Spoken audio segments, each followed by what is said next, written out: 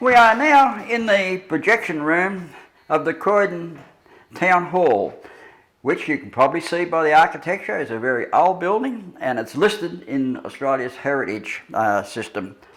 Right now we're looking at one of the projection machines, which bears no resemblance to what has been used in the industry for probably the last 30 odd years.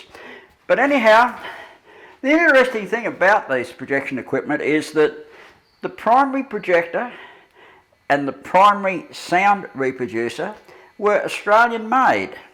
The projector was made in 1939. Not too certain what we can find, but the sound head was very common up to about 1950. So that's the average age of the plant. The light source, the carbon arc lamp here, was a British made device and would have been turned up when this plant was brought in bits and pieces to here. This is not an original installation or an original plant. The film that is sitting up here is put there so you can see how the film runs through the projector path.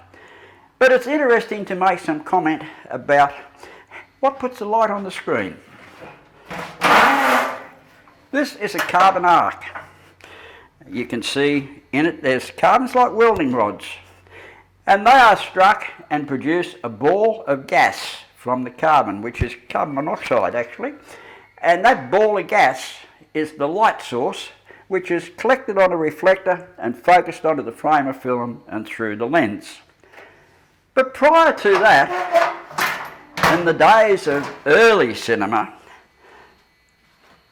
and the silent days, before the talkies, the light source used what was often referred to people in the limelight. The light source was actually limelight, which was a stick of lime standing up with a tube down with acetylene gas, and you set fire to it, and the ball of gas that developed between the lime and the gas produced the light, which was collected on a condenser lens and focused onto the frame of the film.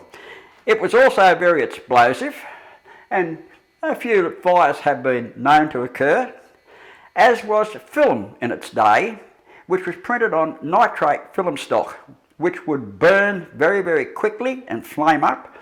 If you had a stoppage in the projector and the light shone on that film, you had a fire.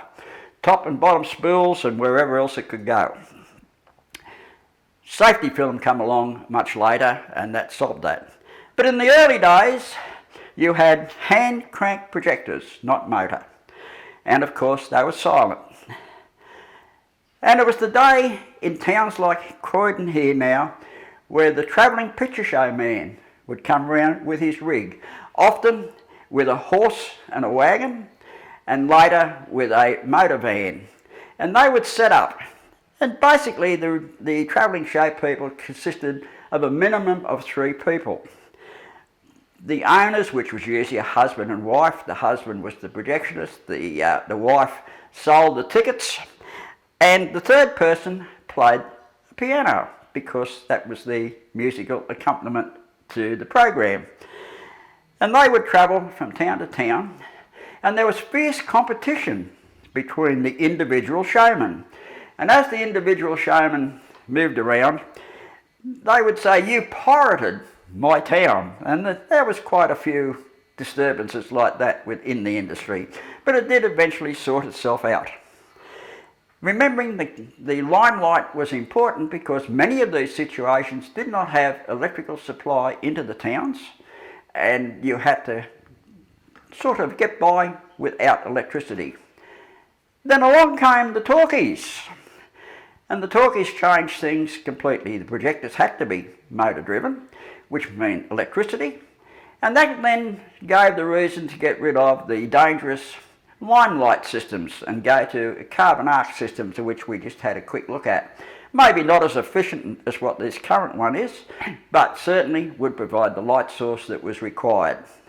Sound initially in cinema was on a 12-inch 78 rev record, which was required to be synchronised to the film running through.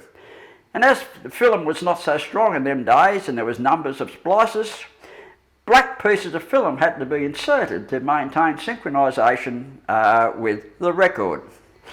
Synchronisation was a major problem until the development of an optical soundtrack on the actual film itself. And that brings us to an era that the industry moved along with for some 60 odd years. And of course film has been replaced now for some time in the digital mode. But that was the early days of cinema. You had the big flash theatres in the cities and the major suburbs. You had quite nice theatres in a lot of the bigger regional towns. But many in the more remote areas, as we are now in Croydon, were in all sorts of in all sorts of accommodations, such as town halls like this, halls of all sorts of descriptions, and sometimes in a big retail store, anywhere that you could put the mobile plant.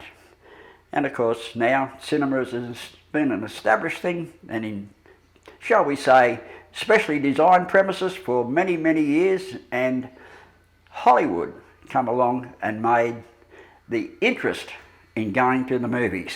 More so than any other nation in the world, the USA and Hollywood started with the star system. And the star system is what really sold movies to all of us, including myself, who also is carrying a few years too. I hope that has been of interest to you, and it was my pleasure to make this presentation. Thank you very much.